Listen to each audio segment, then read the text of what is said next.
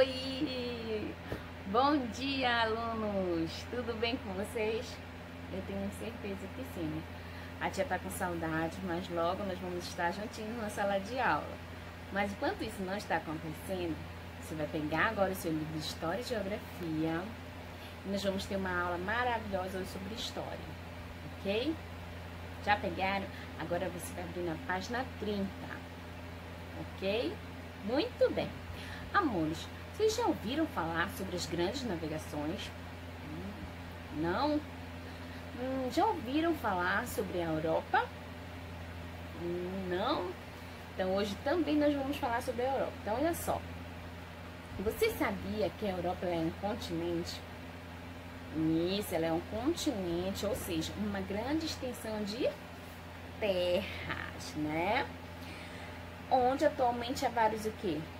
Vários países como Portugal, a Espanha, entre outros. Não é verdade? E você sabia que o Brasil também é um continente? E ele está localizado na América. Muito! Olha, maravilha! Então, olha só, hoje nós sabemos que a existência da Europa e da América não foi sempre assim, né? Então, há mais de 500 anos, as pessoas conheciam apenas lugares próximos a esses lugares, né? E isso, mas sabe o que aconteceu? Isso começou a mudar. Por quê? Porque os navegadores, eles começaram a fazer o quê? A explorar novos locais, né? Começaram a ir para lugares mais distantes, né? Nos seus navios. E aí esse movimento ficou conhecido como isso, as grandes navegações, entendeu? Através dessas grandes navegações, eles foram conhecendo outros locais, tá bom? Agora, olha só, vocês sabiam que nessas viagens que eles tiveram, eles encontraram muitas coisas? Muitas coisas. Uma das principais foi sobre o comércio. Isso, o comércio, que foram o quê? As especiarias, né? Que tipo de especiarias?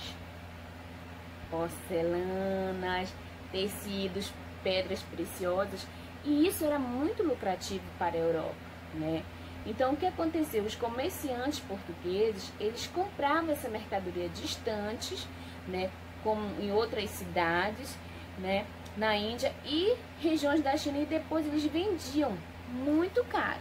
Por exemplo, as pessoas vêm aqui no Brasil, né, vamos dizer assim, compram nossos materiais, os nossos produtos, vamos colocar o açaí como exemplo, né? E aí leva o açaí daqui, exporta para lá, e quando chega, vamos dizer, em outro local, eles vendem por um valor mais alto do que eles compraram aqui, né? Então era isso que acontecia nesse período, certo?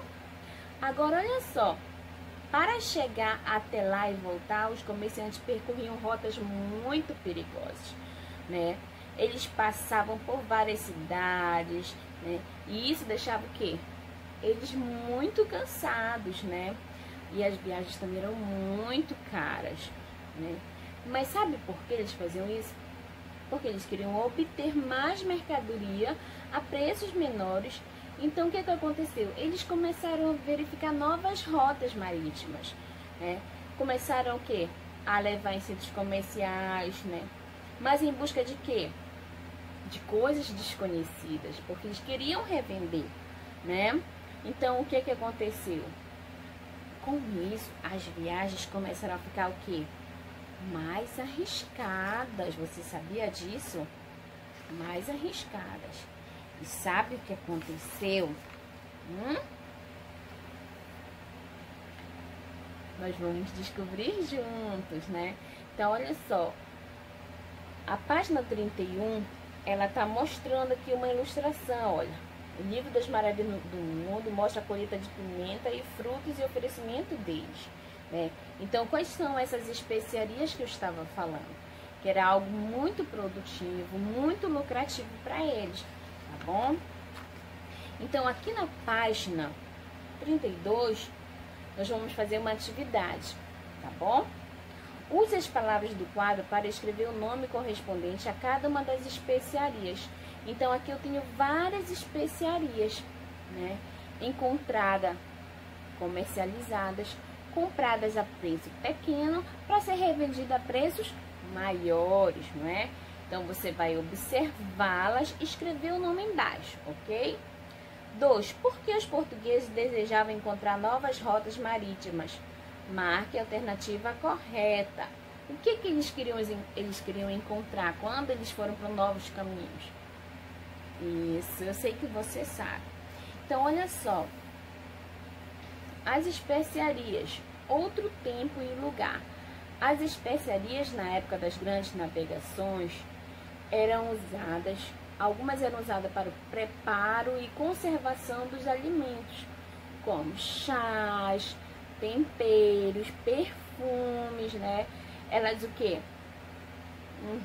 Por isso elas eram colocadas a valores muito altos. Uma das especiarias mais valorizadas era a pimenta do reino, que tinha a capacidade de conservar o quê? As carnes e o quê? Dava um sabor gostoso na comida. Então ela era uma especiaria muito cara e muito o quê? Procurada pelos portugueses, certo? Então olha só, essas especiarias elas eram colocadas nas carnes para que a carne não viesse a apodrecer logo, né? Então ela conservava a carne por um bom período, tá bom? Agora, olha, o cravo da Índia e o gengibre, por exemplo, era usado como temperos e também no preparo de chás que eram consumidos tanto por sabor quanto por suas propriedades medicinais, né? Então, hoje em dia, as especiarias raramente são usadas para conservar alimentos, mas naquela época elas eram muito utilizadas. Hoje nós temos o sal e entre outros condimentos que nós utilizamos. Naquela época não existia, né? Só existia essas especiarias. Então elas eram o quê? Muito procuradas, entendeu? O uso delas ocorre quase exclusivamente na culinária para dar novos sabores aos pratos, não é? Então, número 1, vamos fazer mais uma tarefinha. Em casa, converse com o adulto e pergunte de que forma sua família costuma conservar alimentos, como carnes, biscoito, leite, frutas e verduras. Essa descoberta você vai registrar lá na página do teu livro de história. E vai colocar data e aí vai escrever essas respostas. Porque quando eu retornar para a sala de aula, a tia vai querer essa resposta, tá bom? Anote no caderno e traga para a sala de aula uma receita que utilize especiarias como ingrediente. Também eu quero registrado no seu caderninho, tá bom? Isso. E aí, com toda essa situação das especiarias, o que aconteceu? Os incentivos às grandes navegações. O que levou eles a buscarem novas rotas? Você já sabe, não é verdade? Então, olha só. O que o rei de Portugal incentivava as viagens marítimas? Isso, né? E com essa incentivação das viagens, foram criadas novas técnicas. Para quê? Para que eles fossem até o mar, explorassem as redondezas, né? E aí o quê? A embarcação iria melhorar, a viagem iria melhorar também, certo? Assim surgiram quem? Aqui, ó, os navios, né? As caravelas, e depois que eram bem resistentes, rápidas e leves. E outros instrumentos. Tá vendo esse instrumento aqui? Ele é uma bússola. Eles utilizavam na viagem marítima, caso de repente eles se perdessem. Então eles utilizavam esse instrumento aqui. Além desse instrumento, tinha também o astrolábio. Ele era usado para observar e medir as posições dos astros e das estrelas no céu. Porque os navegantes sempre utilizavam o quê? A orientação da lua, das estrelas nas suas viagens, principalmente à noite, né? E tinha também o quê? Um outro elemento que era o mapa, né? O planisfério de Cantino, né? Que era uma antiga chamada carta náutica. Entenderam? Tenho certeza que sim. Vamos continuar, tá bom? Grandes navegações. Você sabia que no século XV eu era o ser mais temido pelos navegadores? Naquela época, as pessoas não sabiam que a Terra tinha a forma de uma esfera e achavam que o mundo era formado apenas pela Europa, África e Ásia. O Mar Mediterrâneo era o principal acesso da Europa para o Oriente. Por ele, os mercadores europeus iam para o Oriente comprar artigos de luxo e as especiarias que usavam para conservar os alimentos. Mas as cidades de Veneza e Gênova fizeram um acordo com os árabes. Eles traziam as mercadorias até o Mar Mediterrâneo e os venezianos e genoveses as distribuíam pela Europa. Com o controle do comércio no Mediterrâneo, essas duas cidades italianas passaram a cobrar preços muito altos pelas mercadorias. A economia de Portugal dependia desse comércio e, por isso, foi muito prejudicada pelo monopólio italiano. Em 1453, ocorreu outro problema.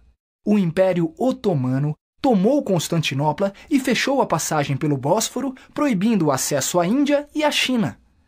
Diante desta situação, os portugueses precisavam encontrar uma rota alternativa para o Oriente, que não passasse pelo Mediterrâneo. Portugal é o ponto mais ocidental da Europa. Seu litoral é banhado pelo Oceano Atlântico e situa-se bem próximo do continente africano. Além dessas condições favoráveis, Portugal passou a assimilar os conhecimentos de outros povos e aplicá-los na busca de novas rotas marítimas. Muitas invenções de povos antigos, aprimoradas pelos árabes, foram apropriadas pelos portugueses. A bússola, o astrolábio, o quadrante, a balestilha, a ampulheta e as velas latinas. Aprenderam também com os árabes a elaborar cartas náuticas e a utilizar as técnicas de carpintaria naval. As caravelas foram a grande invenção portuguesa. Relativamente pequenas, leves e ágeis, as caravelas eram ideais para a navegação costeira. Eram dotadas de velas triangulares, que possibilitavam navegar contra o vento e desviar de obstáculos. Em caso de ataque, mudavam o curso rapidamente e podiam entrar com facilidade em rios e estuários, manobrar em águas rasas, contornar arrecifes e bancos de areia. Esta versatilidade deu às caravelas grande vantagem sobre os pesados navios mercantes usados no Mediterrâneo. Com toda essa tecnologia, os portugueses lançaram-se na procura de um caminho para o Oriente, contornando a costa da África. Durante quase todo o século XIV, Portugal tentou contornar o sul da África. Nessas explorações, os portugueses adquiriram uma grande experiência marítima e conquistaram vários pontos na costa ocidental da África, onde estabeleceram feitorias. Essas conquistas garantiram a Portugal a comercialização de arroz, peixe seco, sal, tecidos de algodão, ferro, cobre, malagueta, noz de cola, marfim, ouro e escravos. Em 1488, a frota de Bartolomeu Dias conseguiu dobrar o Cabo das Tormentas. Essa etapa, no caminho para o Oriente, era um grande desafio, pois os ventos fortes e as grandes tempestades que ali ocorrem faziam do local um ponto crítico. Quando o cabo foi ultrapassado, Dom João II mudou seu nome para Cabo da Boa Esperança, pois sua travessia comprovava que o Oceano Atlântico e o Índico se ligavam. Aumentavam, assim, as esperanças de os portugueses chegarem ao Oriente, contornando a África. Finalmente, no ano de 1498, Vasco da Gama conseguiu chegar às Índias, contornando o continente africano, e Portugal adquiriu o monopólio do comércio das especiarias. Depois do retorno de Vasco da Gama, uma grande expedição foi organizada. Seu comandante, Pedro Álvares Cabral, tinha a missão de negociar acordos comerciais com os mercadores orientais. Durante a viagem, para escapar das zonas de calmaria, Cabral ordena que as embarcações façam uma rota mais a sudoeste. Mas o desvio foi tão grande que a frota atravessou o Atlântico, encontrando novas terras no meio do caminho. Dias depois, a frota de Cabral retoma o caminho para as Índias. Há algum tempo, os historiadores contestam esta versão. Segundo eles, o governo português já tinha conhecimento da existência de terras a oeste. Portanto, o desvio da frota de Cabral pode ter sido planejado para que encontrasse as terras que mais tarde foram chamadas de Brasil.